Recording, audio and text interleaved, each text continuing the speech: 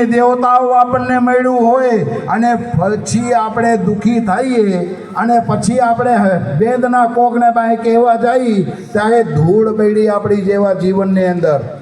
विचार करो, जग में सुंदर है दो नाम, जग में सुंदर है दो नाम, चाहे कृष्ण कहो या राम, चाहे कृष्ण कहो या राम।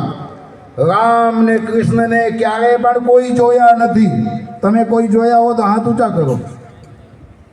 नहीं जोया ना तो हूँ पण जोयो नहीं।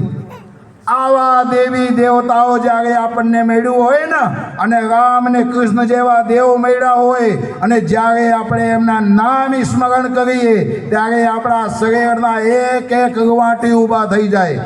આવા દેવી દેવતાઓના સૌ બધા આપણે ઉપાસક છીએ અને એની સાધના કરી કરીને આપણે સિદ્ધ બની જઈએ, એની ઉપાસના કરીને આપણું જીવન સફળ બની જાય છે। તો વિચાર કરો, यदि पाणा ऊपर આપણે રામ નામ લખી દઈએ, પાણામાં રામ નામ લખી દઈ અને એ પાણાને આપણે ગમે આ નદીમાં અથવા સમુદ્રમાં નાખીએ તો એ તરતો થઈ જાય છે કે ન થઈ જતો? થઈ જાય કે ન થઈ જાય? તો એવી જ રીતે રામ ને કૃષ્ણની ઉપાસના કરીને આપણે તરી જઈએ કે ન તરી જઈએ? તરી જઈએ ને। તો એવા રામ ને કૃષ્ણ ને જેવા દેવ મળ્યું હોય અને એની આપણે ઉપાસના સાધના કરતા હોય ને ત્યારે આપણને કંઈ ઘટવું ન જોઈએ।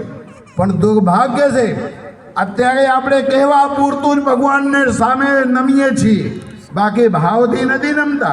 यदि આપણે ભાવથી નમન કરીએ ને ભગવાનને તો ભગવાને આપણને દુઃખી ન થવા દે। હું કહેવા માંગુ છું कि અત્યારે લોકો પોતાને માતા પિતાને પાસે બેસવા માટે ટાઈમ નથી, દાદા દાદીને પાસે રહેવા માટે ટાઈમ નથી, નાના નાનીને તો કોઈ ઓળખતા નથી, ભૂલી ગયા છે। કોઈ દીકરીને હું પૂછ્યું, હું કીધા કે તને ક્યાં ગમે છે વધારે, હોસ્ટેલમાં ગમે છે કે ઘરમાં ગમે છે? તો એ દીકરી મને કહે, બાપુ મને મારા મામાને ઘરે ગમે છે। ક્યાં ગમે છે? મને મારા મામાને ઘરમાં ગમે છે। હું તને બે વસ્તુ પૂછ્યો હતો કે તું તને હોસ્ટેલમાં રહેવું ગમે છે કે મમ્મી પાપાને પાસે, અને તું ત્રીજું પ્રશ્ન લઈને આવી એ કે તમે મને પૂછ્યું છો કે ક્યાં તને ગમે છે એટલે હું કહું છું કે મને મારા મામાને આ ગમે છે। તો મારા મામાને આ ગમે તો હું તને કેમ ગમે છે? તો એ દીકરીના સરસ મજાના જવાબ હતું કે બાપુ મારા મામાને આ મને શું કામે ગમે છે? ત્યાં મારા મમ્મીના બહુ બખાન થાય। શું થાય? મારા મમ્મીના મારા મામાને આ બહુ બખાન થાય અને ત્યાં મારા મમ્મીના કોઈ બુરાઈ નથી કરતા। શું નથી કરતા? કોઈ એની અંદર ખોટ નથી કાઢતા। દરેક માણસો એમ કહે कि फलाना दीकरो है, फलानी अमारी बहुत सारी डाई दीकरी थी, बहु आम हतुं। एटले दरेक माता पोताना सुख ने सुविधा त्यागीने ससुरालने अंदर पोताना लोही नेड़ी देती होय अने पछी एमने अंदर खोट काढवामां आवतुं होय कि आवुं छे। एटले ई सारी दीकरीए मने कीधुं कि मने मामाने आ गमे, मने मारा पप्पाने आ नथी गमतुं। कारण कि मारा पप्पाने आ मारा अड़ोशी पड़ोशी सगावाला आवे ने ए एम ज कहे कि आ तो आवी छे ने आ तो तेवी छे ने आम छे ने तेम छे। एटले बधा वडीलोने एक ज विनंती करीश कि ज्यारे आपणा बधा सूरतने अंदर, राजकोटने अंदर, अमदावाद, मुंबई ने दुबई आवुं बधुं जवा मांड्या छे त्यारे शुं कामे जाय छे खबर?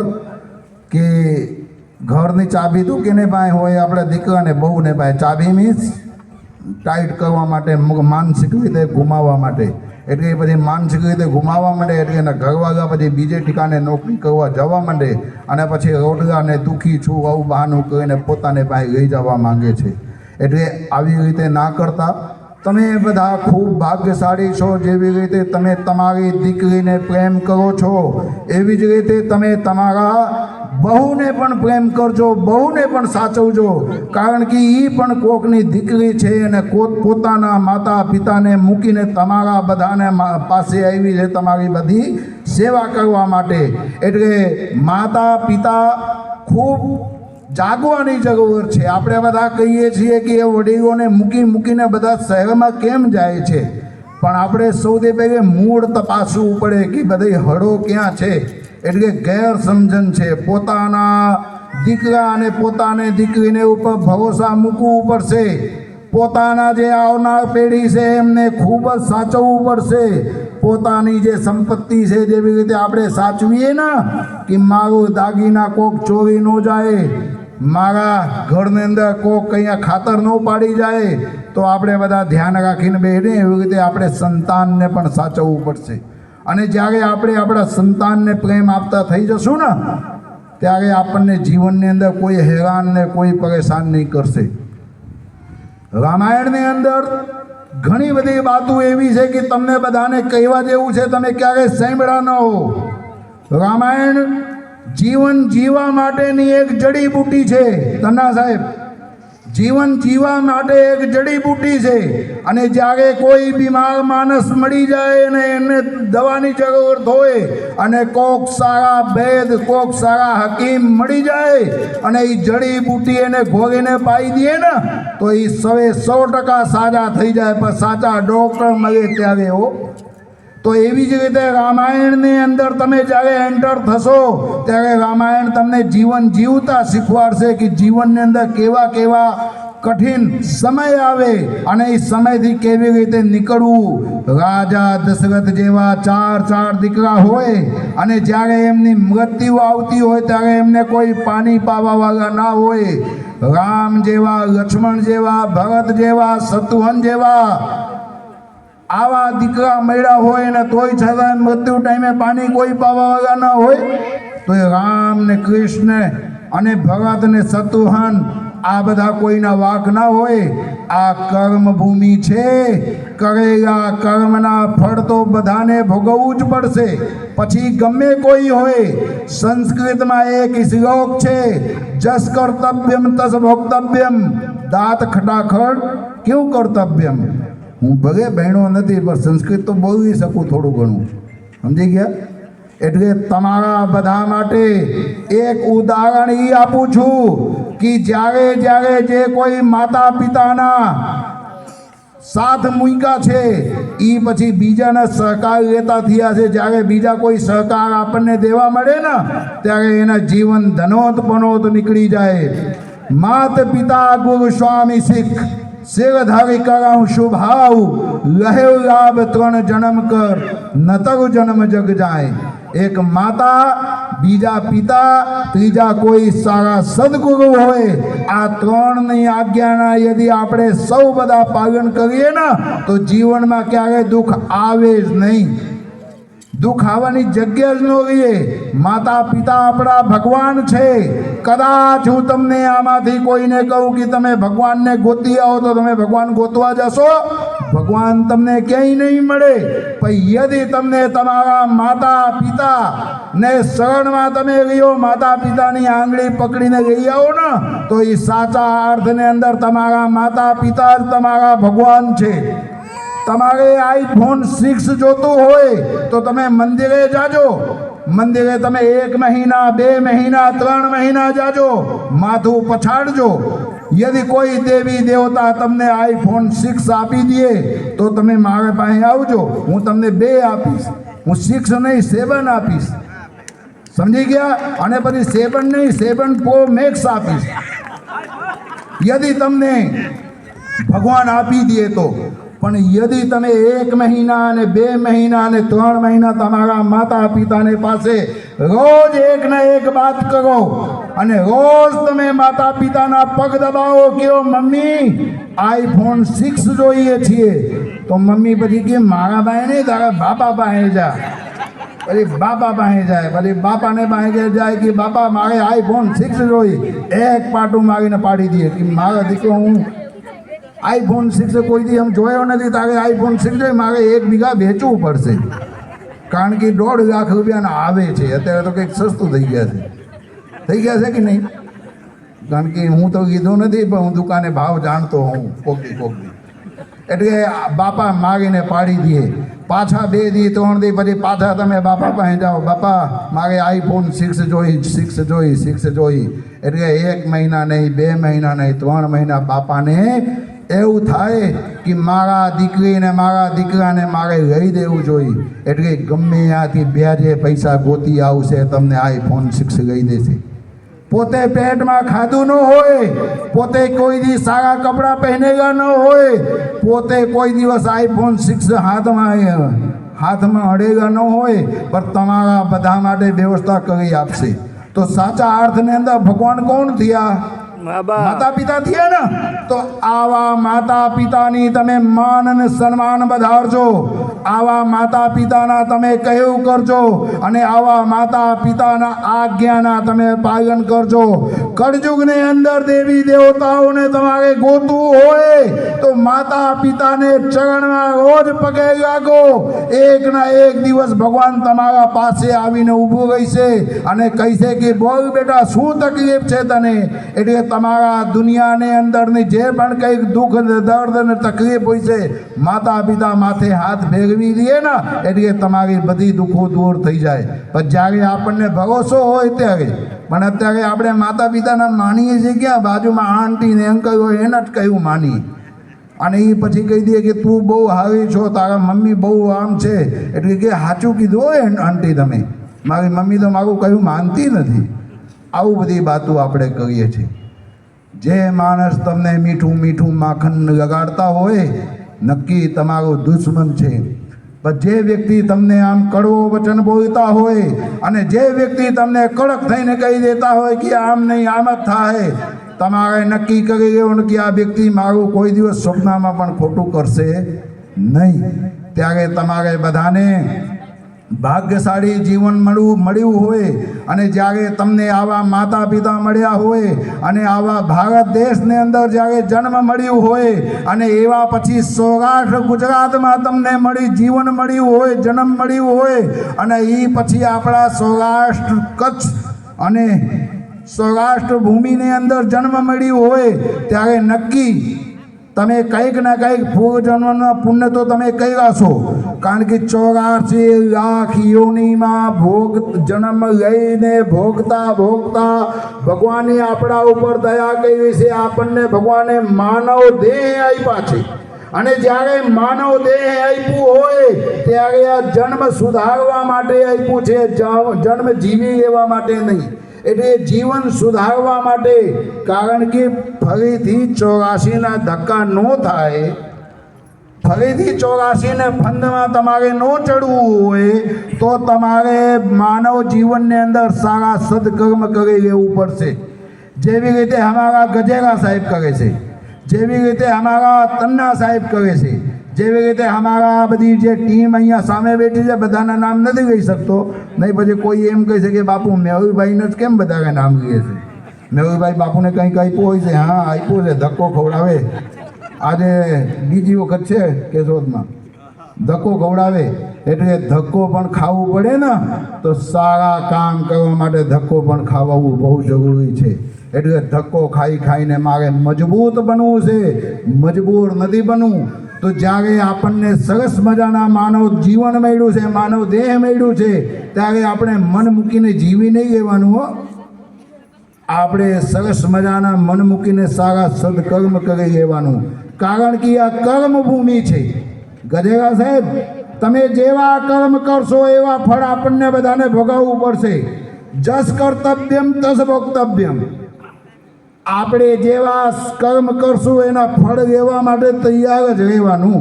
કારણ કે ઉપરવાળા તો બધું જુએ જ છે, એટલે જેવા આપણે કર્મ કરશું એના ફળ લેવા માટે તૈયાર જ રહેવાનું છે. એટલે કર્મભૂમિમાં જ્યારે તમને ને અમને બધાને સરસ મજાના એક કાર્ય કરવા માટેના મોકા મળ્યા છે, ત્યારે આપણે સારું કામ કરી લઈશું. અને ખૂબ સારું જીવન છે. જીવનની અંદર ખૂબ સંઘર્ષ છે. આ સંઘર્ષ ભર્યું જીવન છે. સંઘર્ષ કર્યા પછી જ માણસ મહાન થાય છે. તમને એવું લાગતું હોય કે બાપુ મોટી મોટી વાતો કરે છે, અહીંયા માઇકમાં છોડ્યા છે અને વાતો આઈફોનની કરે છે, તો હું અનેક પ્રકારની સમસ્યાઓમાંથી પસાર થતા દેવા બાપા બેઠા ને, દેવા બાપા અનેક પ્રકારની સમસ્યાઓમાંથી પસાર થતા આજે હું અહીંયા પહોંચ્યા છું. 3 ચોપડી ભણતા મને કોઈક દાન કરી દીધું બાપુને કે બાપુ લઈ જાઓ આ છોકરાને સાધુ બનાવજો. અને ત્યારથી અત્યાર સુધી તકમાં કેટલા પ્રકારના સંઘર્ષ આવ્યો હોય છે. અને એ સંઘર્ષ કરતાં કરતાં હું આજે અહીંયા સુધી પહોંચ્યા છું. તો હું તમારા બધા કરતાં છે ને સૌથી બધા ભાગ્યશાળી હું છું કે એક ભગવાને મને માનવ જીવન આપ્યા છે. અને માનવ જીવન આપ્યા પછી મને ભારત ભૂમિમાં જન્મ આપ્યું છે. અને ત્યાર પછી મને સાધુ પુરુષનું સંગ મળ્યું છે. હું સાધુ બન્યા છું. સાધુ બનવું પડે. માનવ જીવન પ્રાપ્ત થઈ જવાથી સિર્ફ કંઈ મેળ નથી આવી જતું, પછી માણસ બનવું પડે. ઘણી વખત તમે કહાવતમાં સાંભળ્યો છે કે માણસ થા. સમજી ગયા? એ કહાવત કેવી રીતે બની ખબર તમને? એક શેઠ હતા મોટા બધા, અમારા ગજેગા સાહેબને જેમ. ગજેગા સાહેબ ક્યાં છે? ગજેગા સાહેબને હા ઊભા મીટિંગ ચાલુ છે, ઊભા. તો ગજેગા સાહેબને જેમ એક મોટા બધા શેઠ હતા. તો ગજેગા સાહેબને જેમ અહીંયા આવીને ખુરશીએ બેસી જાય. એમાં એક ગરીબ માણસ આવ્યા. એ કે બાપા મને પાણી પાવ, બહુ તરસ ગઈ ગઈ. એ કે ઘડીક વાર બેઠ, શેઠ અગડી આવે. હવે માણસ અગડી આવે તઈ પાસે પાછા અડધી કહ્યું કે બાપા પાવને બહુ ઝડપથી મને તરસ ગઈ ગઈ. કે તને કીધું ને બે અગડી માણસ આવશે તઈ પાહું. પાછા બે ગયા, પાછા ઊભા થયા. કે બાપા પાઈ દો ને. એ કે માણસ આવે તને કહું નહીં. કે બાપા તમે જ ઘડીક વાર પૂરતું માના બની જાઓ ને. એ કે તમે જ ઘડીક વાર પૂરતું માણસ બની જાઓ ને. પછી શેઠને લાઈટ થઈ ગઈ. ઓહો, કેવડી મોટી વાત આ ભાઈ કરી દીધું છે. એટલે માણસ બનવું પડે. તો એવી જ રીતે હું સંઘર્ષ કરતાં કરતાં આજે અહીંયા પહોંચ્યા છું. અને પછી અમને ગજેગા સાહેબ જેવા વ્યક્તિ મળ્યું હોય, અને અમારા મેહુલભાઈ ગુંડલિયા જેવા અમને પ્રમુખ મળ્યા હોય, અને અમારા ધારાસભ્ય એવા. ધારાસભ્ય કેવા પૂરતું છે? બાકી ધારાસભ્ય નથી, સારા સભ્ય છે. એક સારા સભ્ય છે.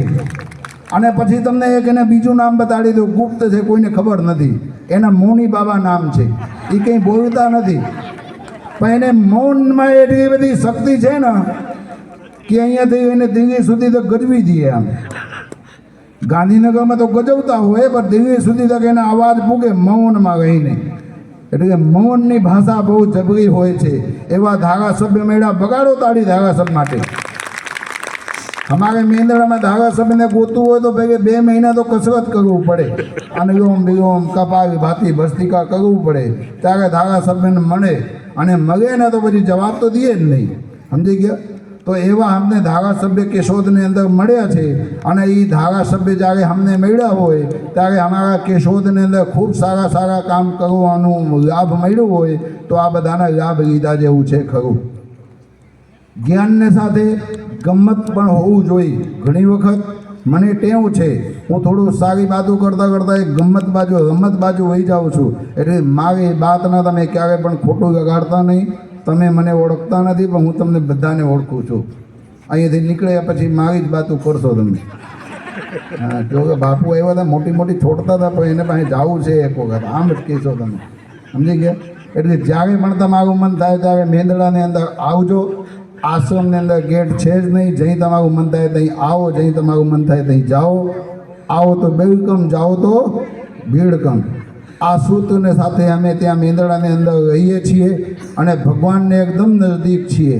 અને ભગવાનને પાસે જેવી રીતે નાનો બાળક હોય, ઘડીક વાર એને માને ખોગડામાં બેસી જાય, ઘડીક વાર એને ખંભે બેસી જાય, ઘડીક વાર પછી દાદાને ખંભે બેસીને કહે કે આવ્યો મંદિરે.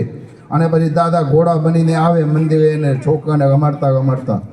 ભગવાન એવી જ રીતે છે. જેટલા નિખાલસ મનથી આપણે ભગવાનને પાસે જશું, ભગવાન એટલા ઝડપથી આપણી બધી સાંભળશે. એટલે ભગવાનને પાસે ક્યારેય પણ તમે બનાવવા માટે જાતા નહીં, કારણ કે ભગવાન આપણને બધાને બનાવ્યા છે. અને દુઃખી વાત નથી કે આપણે બધા ભગવાનને બનાવવા જઈએ. રોજ મંદિરે જઈએ અને પછી 1 રૂપિયાના સિક્કા અને અથવા ફાટેલી નોટ ગોતતા હોઈએ પાકીટમાં નાખવા માટે. એટલે જે આપણને બનાવ્યો છે આપણે ક્યારેય પણ બનાવશું નહીં. આ વાતને માધ્યમથી હું તમને બધાને કહું છું, યંગ જનરેશનની. જે આપણને બનાવ્યા છે માતા પિતા, આપણે ક્યારેય પણ એને ખોટું બોલશું નહીં. ક્યારેય એમને બનાવશું નહીં. જે સાચું હોય એ જ આપણે એમને કહી દઈશું, કારણ કે એ આપણા ભગવાન છે. અને જ્યારે ભગવાનને પાસે આપણે ખોટું બોલીએ ત્યારે આપણને પાપ લાગે. અને એ પાપ જ્યારે લાગે ને અંદરથી હાય નીકળે ને ત્યારે આપણને ક્યાંય કોઈ હાચવી શકે નહીં. એટલે માતા પિતાની તમે સેવા કરજો. માત પિતા ગુરુ સ્વામી શિરધારી કુરમ સુભાવ લહેર લાભ ત્રણ જન્મ કર નતર જન્મ જગ જાય. રામ ભગવાનને 14 વર્ષ સુધી તક વનમાં રહેવું પડ્યું હતું. એ માતા પિતાની સેવામાંથી વંચિત હતા. એ બાદના દુઃખ રામ ભગવાનને કાયમી માટે હતું. રામ ભગવાન ભરતને કીધું કે ભરત તું ભાગ્યશાળી છો, તું માતા પિતાની સેવા કર અને રાજગદ્દીમાં બેસીને રાજ કર. ભરત માતા પિતાની સેવા કર્યું પણ ક્યારે રાજગદ્દીમાં બેઠો નથી. રાજગદ્દીની અંદર ભગવાન રામની ચરણ પાદુકા લઈને ચરણ પાદુકા 14 વર્ષ સુધી તક ભગવાનની રાજ કરી. આવા જ્યારે તમને બધાને ભાઈ મળ્યા હોય ત્યારે તમે તમારા ભાઈના માન સન્માન કરજો. કોકને બાતુમાં આવીને તમે તમારા ભાઈને હેરાન પરેશાન ન કરતા. એક ના એક દિવસ તમારા ભાઈ તમારા પ્રતિ જ્યારે પ્રેમ થઈ જશે ને ત્યારે તમારા બાપને જેમ પડખે તમારા ઊભા રહેશે. એટલે જેને જેને ભાઈ હોય પોતપોતાના ભાઈને સન્માન કરજો. અને અનેક પ્રકારના દ્રષ્ટાંત સાથે કદાચ મારાથી તમને કંઈ કહેવાઈ ગયા હોય અને તમને કંઈ દુઃખ લાગ્યું હોય તો હું મેંદડામાં જ રહું છું. તમારે થાય એ આવીને કરી લેજો. સમજી ગયા? કારણ કે આશા એક રામજી કી બીજી આશા છોડ દે, नाता एक राम जी का बीजा नाता छोड़ दे, तू अकेला नहीं है प्यारे, राम जी हैं तेरे सारे. એટલે અમે ભગવાન રામજીને સાનિધ્યમાં રહીએ છીએ. જે જગતના નાથને સાનિધ્યમાં રહેતા હોય ને એના કોઈ એક વાળ વાંકો ન કરી શકે. ફક્ત શરત એટલી છે, સાચો હોવાનું જોઈએ. યદિ ખોટો હોય છે ને તો ગમે કોક આવીને પાડી દે. હું સારા અને સાચા કામ લઈને મેહુલભાઈને પાસે જઈશ તો મેહુલભાઈ આખું કાગળ વાંચશે નહીં, એટલે સાઇન કરી દેશે, ભલામણ કરી દે કે ભાઈ એક બાપુ આવે છે, એ બાપુને પાસ કરી દેજો તમે. આવી રીતે કહી દે. યદિ હું સાચો હોઈશ તો મારા દ્રષ્ટિ ઉપરથી, મારા ચાલ ઉપરથી અગર મેહુલભાઈને ખબર પડી જતી હોય કે બાપુ કેટલું સાચો છે ને કેટલું ખોટું છે તો આપણા મા બાપને ખબર પડી જાય કે ન ખબર પડી જાય. તમે શું કરીને આવ્યો છો? પાણીપુરી ખાઈને આવ્યો છો, પછી મમ્મીને બનાવો કે મમ્મી મને એક ચીજ ભૂખ નથી, તો મમ્મીને ખબર જ હોય તમે કંઈક ખાઈને આવ્યા છો. તો તમે બહારથી જે પણ કંઈક કરીને આવશો તમારા માતા પિતાને ખબર પડી જશે. એટલે તમે માતા પિતાને ક્યારેય બનાવશો નહીં. અહીંયા કેશોદની અંદર અમારા એક પિયુષભાઈ રાદડિયા કરીને છે, ગઈકાલે અમે એમને ઘરે પધરામણી કરવા ગયા હતા. એમને 2 દીકરી છે. એ કહે બાપુ મારા માટે આ 2 દીકરા છે, દીકરી નથી. દીકરી દીકરા એક સમાન હોય. તો એવા પિયુષભાઈની દીકરીને હું પૂછું, હું કાલે તારા મમ્મી પપ્પા આવશે ને સ્કૂલમાં? કે નહીં મારા પપ્પા નહીં આવે. હું કેમ? એ કે મારી નાનીએ નાના આવશે. અને એ દીકરી આવી છે આગળ અમને હાર પહેરાવવા માટે આવી હતી, ક્યાં બેઠી છે ખબર નથી. તો એ દીકરી કે મારા નાનીએ નાના આવશે. તો જ્યારે આવા નાના નાનીને પ્રતિ પ્રેમ હોય ત્યારે નક્કી કંઈક ને કંઈક છે. દીકરીઓ માટે એક નાનકડો મેસેજ આપીશ કે જ્યારે તમે તમારા પપ્પાને પાસે જાઓ ત્યારે તમારા પપ્પા રાજી હોય ત્યારે તમને શું કહીને બોલાવે? આવો આવો મારા દીકરા આવો. ત્યારે દીકરો કહે કે ન કહે? કહે છે ને. તમારા ભાઈને કોઈ દી દીકરી કીધું તમારા પપ્પાએ કે આવો દીકરી આવો? એવું કીધું નથી? કીધું ને. એટલે તમારે પાસે ડબલ દીકરી છે. દીકરી પણ તમે છો ને દીકરા પણ તમે છો. નક્કી તમારે કરવાનું છે કે અમારે પપ્પાને પાસે કેવી રીતે જવું, દીકરો બનીને જવું કે દીકરી બનીને જવું. એટલે દીકરીઓ માટે એક સારો મેસેજ એ છે કે દીકરી દીકરા એક સમાન છે. જેમને દીકરી છે ને એ દીકરી દીકરો છે. એટલે આવી રીતે સારી રીતે રહેજો. એક નાનકડું દ્રષ્ટાંત આપીને મારી વાતને હું પૂરું કરી દઉં. આપણે સૌ બધા હિન્દુ સનાતન ધર્મમાં માનીએ છીએ.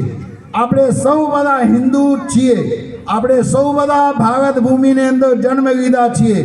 દરેક માણસને ઘરની અંદર મંદિર બનાવેલા હોય છે સવર્ણના, અને કોઈ કોઈ માર્બલમાં પણ બનાવેલા હોય. દેવા બાપા થોડું માલ હોય તો માર્બલમાં બનાવે, માલ ન હોય તો પછી સવર્ણમાં બનાવે, કારણ કે સવર્ણના લાકડું થોડું સસ્તું હોય.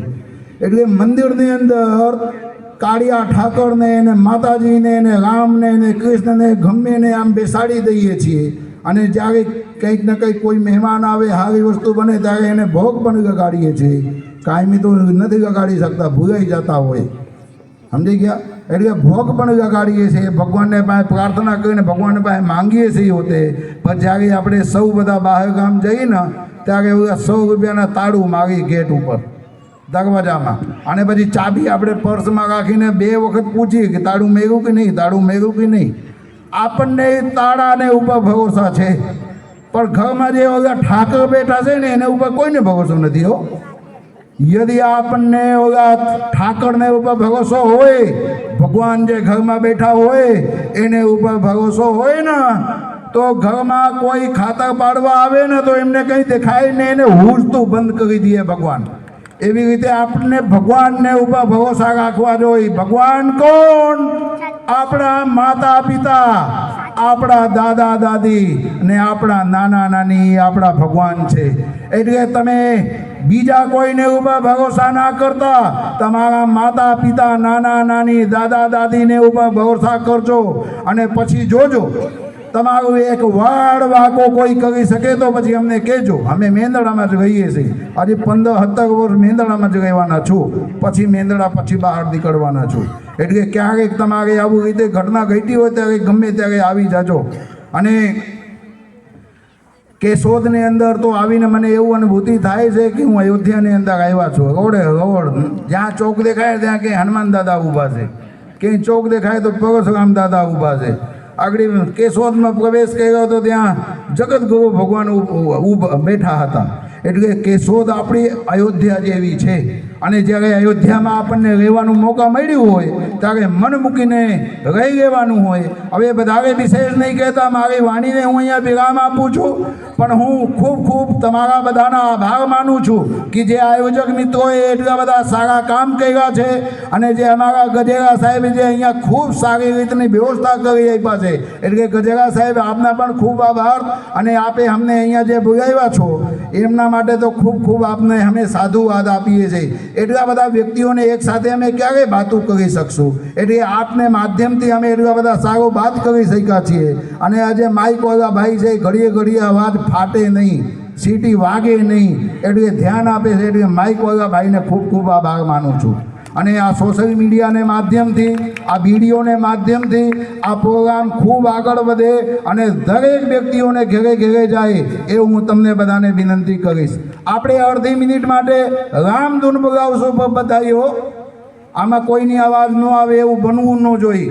શ્રી રામ જય રામ જય જય રામ, શ્રી રામ જય રામ જય જય રામ, શ્રી રામ જય રામ જય જય રામ, શ્રી રામ જય રામ જય જય રામ, શ્રી રામ જય રામ જય જય રામ, શ્રી રામ જય રામ જય જય રામ, શ્રી રામ જય રામ જય જય રામ, શ્રી રામ જય રામ જય જય રામ. શ્યામ રામચंद्र भगवान की જય पवन सुत हनुमान जी महाराज की, જય उमापति महादेव की, जय। रमापति रामचंद्र भगवान की, जय। जगत गुरु रामानंदाचार्य भगवान की, जय। अपने अपने माता पिता के, जय। अपने अपने गुरुदेव की जय। नमः पार्वती पते हर हर महादेव। भारत माता की, जय। भारत माता की, जय। वंदे मातरम। वंदे मातरम। धन्यवाद. जय हिंद जय भारत. આપનો પણ ખૂબ ખૂબ ધન્યવાદ. બિરાજજો ત્યાં. હું વિનંતી કરીશ જયદીપભાઈ જીતેન્દ્રભાઈ પટેલને આપ શ્રી પધારો અને પૂજ્યશ્રીને ભેટ સોગંદ અર્પણ કરશો. લગનમાં જવું છે હું અહીં મળીએ નિરાંત.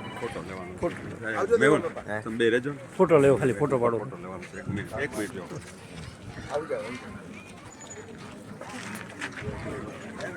આ